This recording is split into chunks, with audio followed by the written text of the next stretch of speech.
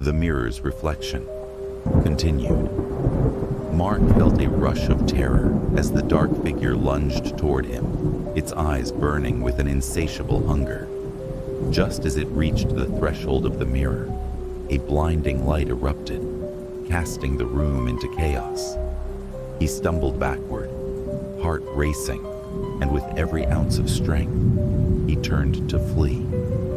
As he dashed down the hallway, the air crackled with electricity, and he could hear the whispers returning, now more frantic and distorted. "Help us! Help us!" They echoed in his mind, tugging at his sanity. He couldn't tell if the voices were those of the trapped souls, or if the figure was taunting him, trying to lure him back into the mirror's grasp. Desperate for escape, Mark raced to the front door, yanking it open with shaking hands.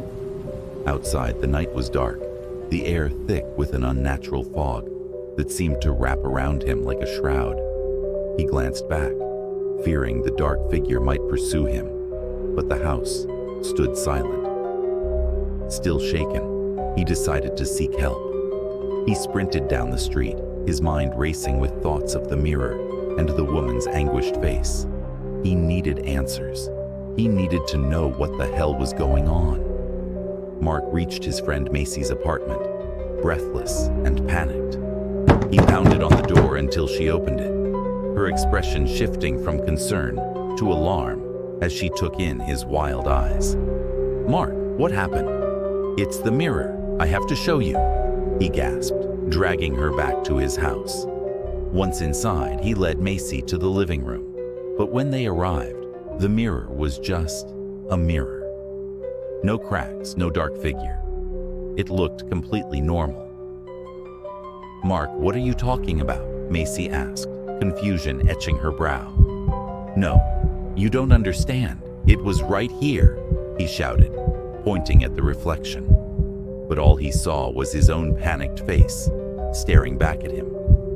"I swear it was trying to take me." Just then, the lights flickered ominously again. Macy looked at him, a mixture of concern and disbelief. "Maybe you just need to calm down. You're exhausted. Let's sit down." As they settled on the couch, the room darkened and the whispers returned, but this time they were louder, more desperate. "Mark, Macy," they called, weaving through the air like tendrils of smoke. Suddenly, the mirror began to shimmer again, and Mark felt a pull, as if the surface were a portal. "Look," he cried, pointing. Macy's eyes widened as the dark figure reappeared, its smile menacing and wide, flickering like a shadow. Before they could react, the figure reached out, and the mirror rippled, distorting reality. Mark grabbed Macy's arm, his heart racing. "We need to get out of here." But just as they turned to leave, the dark figure's voice echoed through the room, low and sinister. "You can't escape me. You've both been chosen." With those words, the mirror snapped, shards flying through the air like icy daggers.